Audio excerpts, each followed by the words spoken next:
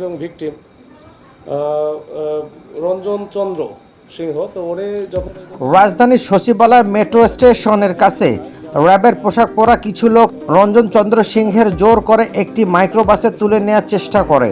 তাদের হাত থেকে বাঁচতে 4 লাখ টাকা 11 ভরি স্বর্ণালঙ্কার ভর্তি ব্যাগটি রাস্তায় ছুঁড়ে ফেলেন তিনি।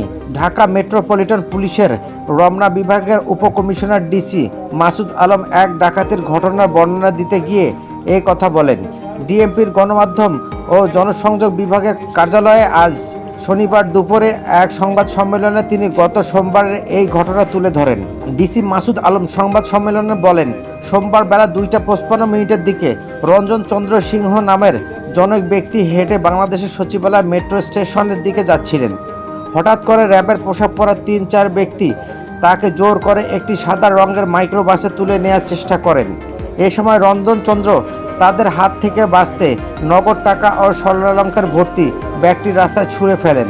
তখন র্যাবের পোশাক পরিহিত লোকজন রঞ্জনকে ধাক্কা দিয়ে তার ব্যাগটি রাস্তা থেকে তুলে নিয়ে দ্রুত ঘটনাস্থল থেকে পালিয়ে যায়।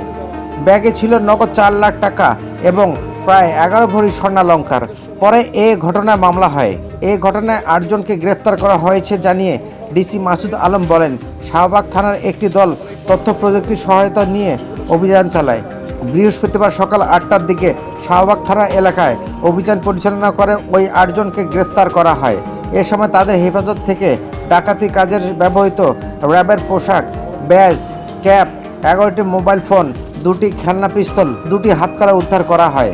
রমনা জোনের ডিসি বলেন, র্যাব পরিচয়ে যারা ডাকাতি করছেন তারা একটি সংঘবদ্ধ ডাকাত চক্রের সদস্য।